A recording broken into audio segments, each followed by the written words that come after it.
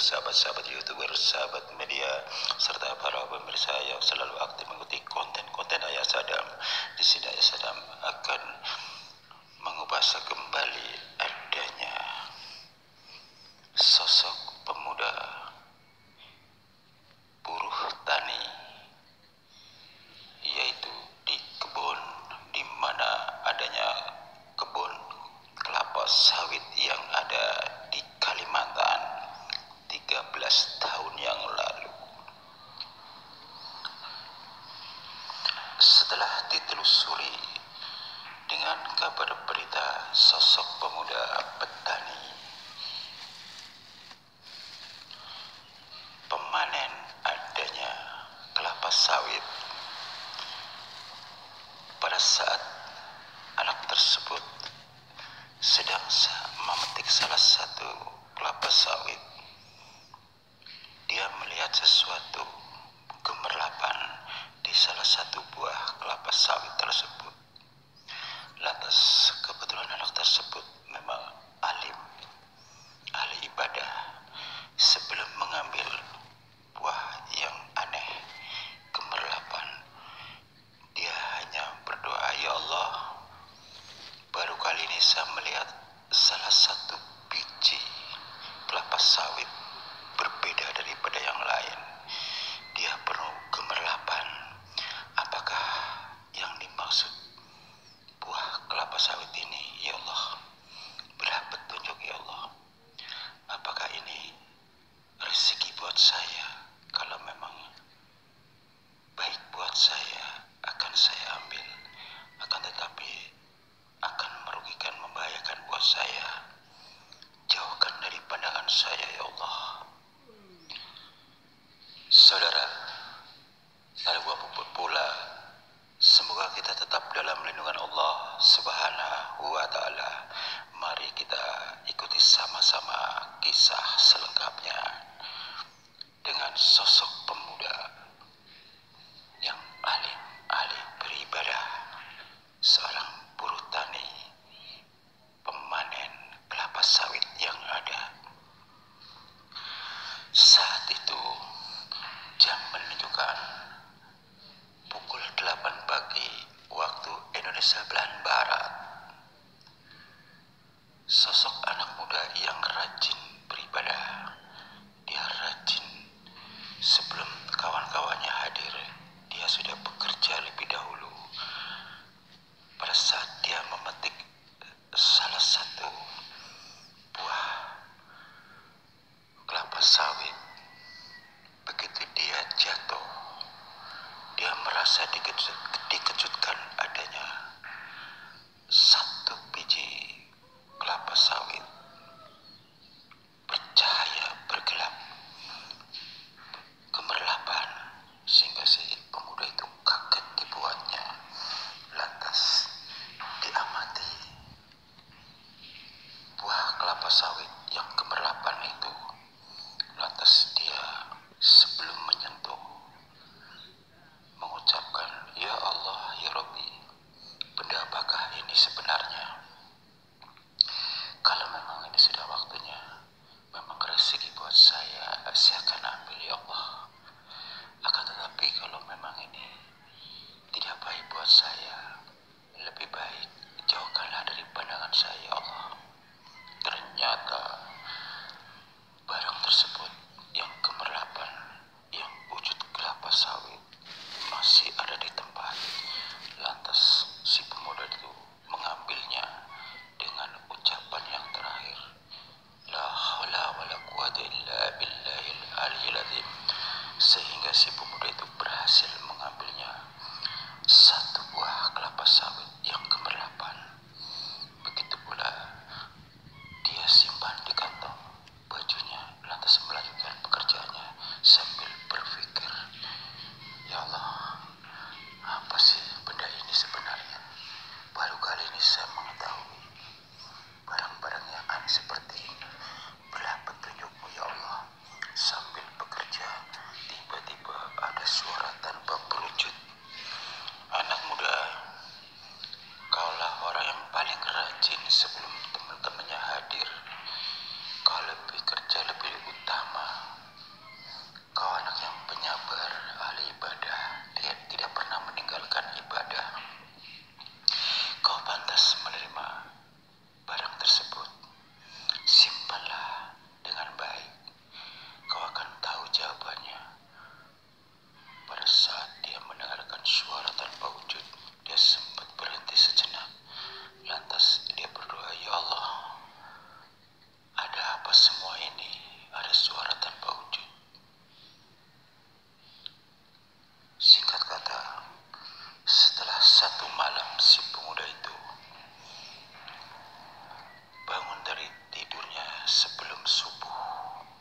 kebiasaan si pemuda ini sebelum subuh bangun untuk mempersiapkan diri melakukan sholat subuh sambil duduk, sambil mengingat-ingat petunjuk melalui mimpi, bahwasanya dalam mimpinya mengatakan, anak muda, kau gak usah khawatir dan bingung, simpanlah di laci di mana ada almari.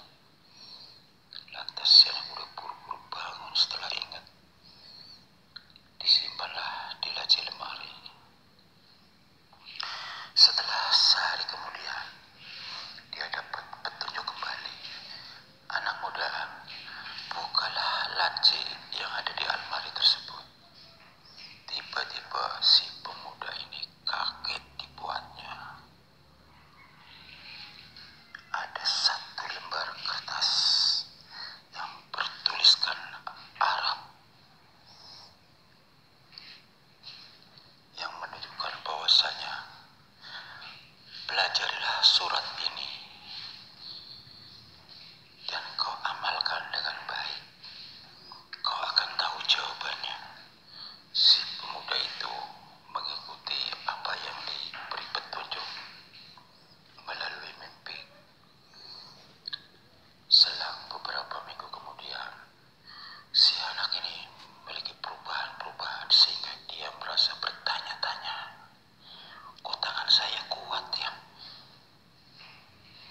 Mengangkat pohon tanpa sengaja, pohon besar yang bisa terangkat.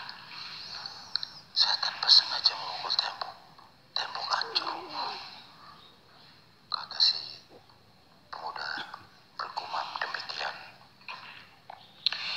Lantas apa maksudnya semua ini ya Allah? Pada saat ada pengumuman, katakanlah perlombaan mencari sosok pemuda yang berbakat sebagai petinju, dia berpikir, apakah saya ikut menjadi peserta petinju apa ya? Bahkan saya tidak tahu apa-apa, belajar juga enggak, kata si pemuda bergumam demikian. Lantas buat apa kalau saya jadi petinju? Yang ada babak belur, kata si pemuda mengatakan demikian. Tiba-tiba ada seorang sesepuh hadir, kebetulan lewat di depannya. Dek, kamu sedang ngelamun apaan? Sesepuh, Assalamualaikum. Kata sesepuh menjawab, Waalaikumsalam warahmatullahi wabarakatuh. Sesepuh, duduk. Ada yang mau saya bicarakan sedikit. Silakan. Lantas sesepuh dengan si anak muda berbincang-bincang dengan seriusnya. Setelah selesai bincang-bincang, sesepuh memberikan penjelasan apa yang dibicarakan oleh si anak muda tersebut. Begini anak muda, itu bagus, tidak semua orang diberikan sesuatu yang seperti kamu bicarakan. Kamu ikuti aja petunjuk itu. Lantas si pemuda itu, yang bikin bingung saya begini sesepuh, tangan saya kok jadi kuat. Saya tanpa sengaja memukul tembok, tembok itu bisa hancur. Tanpa sengaja saya angkat pohon besar, bisa terangkat. Itu yang bikin saya bingung, kok saya jadi kuat, kata si pemuda mengatakan demikian. Lantas seorang sesepuh, bukan orang sesepuh biasa, dia memiliki panca indera sehingga dia bisa membaca apa-apa yang diamalkan oleh si pemuda itu.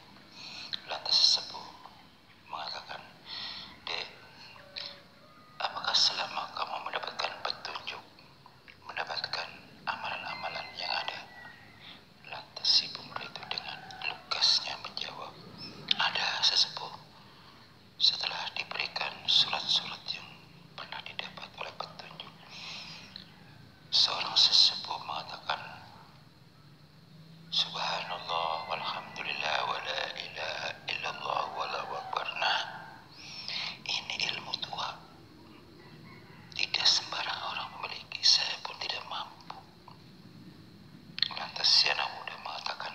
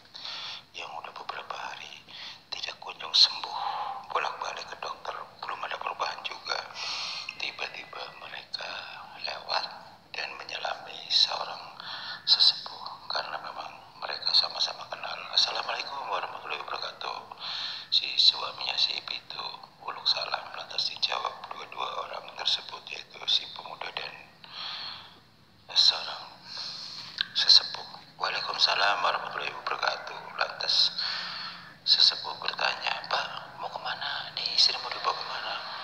Lantas si bapaknya menjelaskan, "Begini sesepuh, udah berapa hari istri saya kan sakit. Sudah berapa kali saya ke dokter, tapi belum kunjung sembuh juga si anaknya, si istri saya ini." Tanpa ulur-ulur waktu, sesepuh lantas mengambil kesempatan. "Coba sini, Pak, ibunya suruh duduk di sini."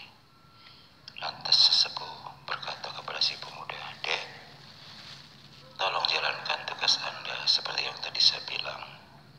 Lantas si pemuda itu sebetulnya masih ragu. Diam sejenak, lantas dia merasa tenang karena merasa baru kedapatan sesuatu yang belum dia dapatkan, sehingga dia masih berpikir dan berpikir. Lantas si sesepuh mengatakan, "Dek, niat karena Allah." Lantas si anak muda mengatakan, "Iya sesepuh." Lantas diambillah si ibu itu. Si pemuda itu bertanya, "Ibu, apa yang ibu rasakan sakit? Di mana letak kesakitan itu?" Lantas si ibu menunjukkan di mana adanya sakit tersebut. Adanya di bagian pinggul bagian kanan.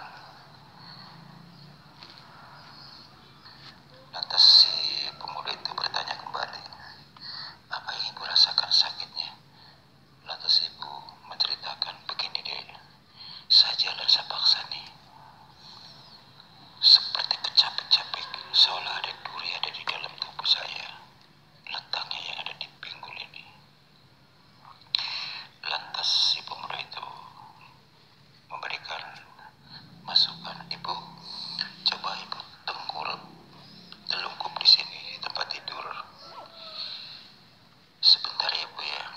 Begitu si anak berdoa, menyatukan telapak tangannya. Tiba-tiba setelah itu, si laki-laki itu mengatakan, "Anak muda, ya Allah, saya mohon pertolongan-Mu ya Allah. Sembuhkan penyakit ibu ini, karena dia adalah wanita. Atas pertolongan-Mu ya Allah, tanpa saya harus menyentuh dengan niat karena Engkau, saya akan menggerakkan telapak tangan saya mendekati di mana letak pinggul si ibu sakit. Kurang lebih 4 cm sebelum sampai telapak tangannya si pemuda itu, si ibu langsung kontak dengan merasakan sentuhan itu, padahal telapak tangan si pemuda itu tidak menyentuh. Itu menandakan bahwa si ibu itu kontak dengan gerakan telapak tangan si pemuda itu. Lantas si pemuda itu berbicara, "Ibu, coba duduk." Lantas ibunya duduk. "Coba ibu berjalan." "Bagaimana Bu?" Si ibu itu merasa bingung dibuatnya, karena pinggul yang selama itu sakit beberapa minggu ternyata sudah lebih baik, bahkan tidak merasakan sakit sama sekali. "Alhamdulillah nak, sudah enakan nih, nggak ada rasa sakit sama sekali." Lantas sesepuh dengan suaminya si ibu mengucapkan, "Alhamdulillahirabbil alamin." Lantas sesepuh mencabangi lagi, "Nah, anak muda, itulah keberhasilan kamu. Apa yang kamu dapatkan, kamu amalkan melalui si ibu ini. Ini buktinya. Jadi, manfaatkan dengan baik untuk pertolongan sesama." Kata sesepuh mengatakan demikian. Lantas si anak muda, "Iya Pak sesepuh, apa yang dibicarakan oleh sesepuh, saya bisa mengerti." Lantas si suaminya si ibu itu berkata, "Sesepuh, ini siapa? Saya baru tahu, kok dia punya kelebihan, masih muda. Dia mengobati istri saya tanpa menyentuh. Tiba-tiba istri saya udah baikan." Lantas sesepuh mengatakan, "Inilah adanya saya kehadiran di sini, berbincang-bincang dengan anak muda ini. Ini orang saya. Barangkali situ baru melihat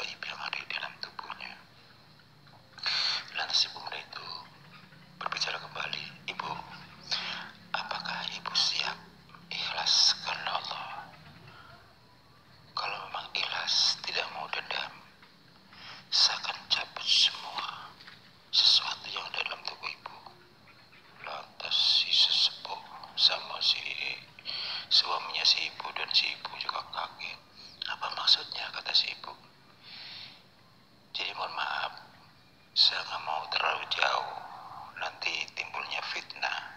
Jadi saya bicara padanya bahwa ibu selama ini sakit di pinggul adalah ada salah satu benda yang ada di dalam tubuh ibu, yaitu kiriman gaib. Memang ibu sudah gak sakit, tapi benda itu masih ada di dalam tubuh. Jadi saya tidak mau gegabah, saya harus izin dengan ibu dulu. Lantas si ibu mengatakan sama suaminya, betul bang, ambil aja bang. Lantas disitulah si ibu suruh duduk dengan tenang. Bu, kata si anak muda mengatakan demikian, ibu tenang ya, saya akan mencabut sesuatu benda yang ada di pinggul ibu yang selama ini ibu sakit. Ternyata satu benda paku yang sudah menguning tertancap di balik adanya pinggul si ibu. Inna lillahi wa inna ilaihi rajiun. Setelah si sesepuh melihat benda paku yang diambil oleh si anak muda tersebut, dia mengucapkan inna lillahi wa inna ilaihi rajiun. Lantas dilanjutkan lagi oleh sesepuh, masih saja ada orang-orang yang jahat. Lantas si pemuda itu berkata kembali, ibu, apakah ibu pernah punya sled dengan seseorang? Coba ingat-ingat, kalau memang ada sled, ibu gak usah khawatir. Ibu mengalah, memohon maaf pada dia. Sekalipun ibu tidak minta maaf, juga apa-apa. Yang penting pada saat bertemu tanpa sengaja, ibu tetap menyapa dia.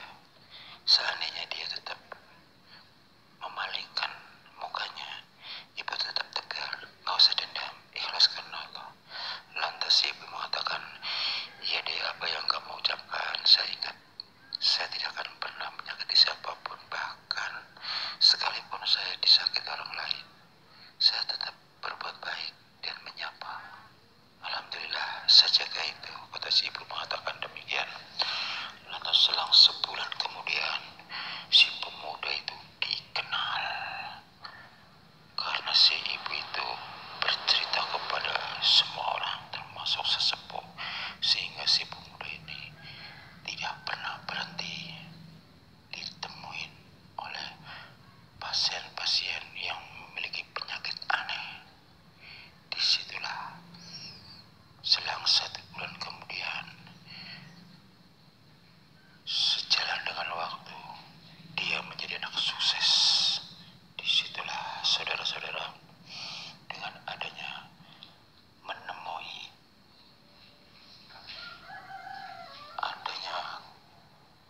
menemukan satu biji, yaitu buah kelapa sawit yang ada. Ternyata kelapa sawit itu adalah sebagai perantara, hanya cukup disimpan di mana adanya laci lemari.